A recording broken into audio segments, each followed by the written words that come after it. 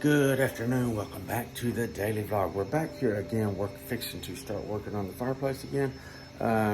Yesterday I had a couple things that I was thinking about doing. I actually changed my mind. I want to turn around and let you see what's going on. So yesterday I had tape on these corners and I thought about it last night, and I actually once I pulled the tape off this morning, it was already stuck in position from being held like that in the glue overnight. But anyway, regardless of that it was already stuck, I actually took my hot melt glue gun, squeezed a little bit in that joint right there and pinched it together.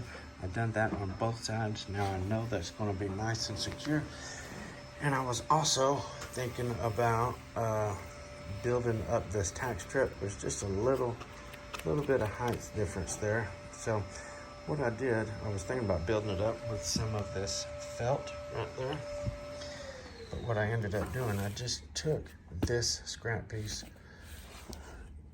put some hot melt on the pad, and tucked it to the fireplace like that, because that's how I want it to be, just to see what it looked like, see if you would notice that. Everything's going to be just fine, so I think I'm going to leave the height just like it is. That's a nice finish right there, so I am not concerned about it. I just will not put no glue here, okay? I'll stop my glue on the pad. Just about ready to put the carpet over in there. I left right around the edges here, about 3 inches, I guess. I want to contact these edges, that way I can be sure that they don't try to pucker back up once I get them glued.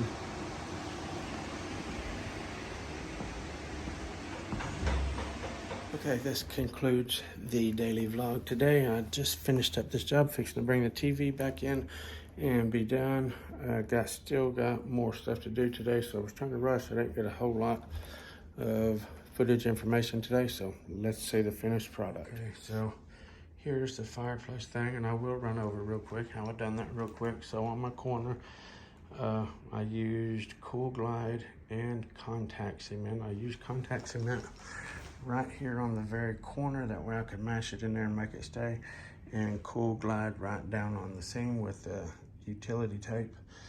The whole side here and about this much of the top and down was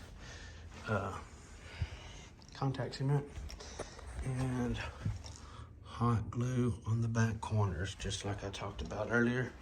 That worked out really nice. Tucking that right there with the tack strip, it looks really nice right there. You can see the vacuum mark, where I run the hose on that, but either way, it turned out super nice. I was able to get my pattern matched up somewhat. The piece on top of there is turned an opposite direction of what this is. So it ain't a perfect match, but it's pretty close, because the pattern was like 5.5 one way and 6 the other way. So I couldn't get it perfect, but it's pretty close. And I got lucky on this corner. I didn't have to cut any circle out at all. I was able to make my cut right through the white and only cut out white. So I didn't have to get into those circles whatsoever.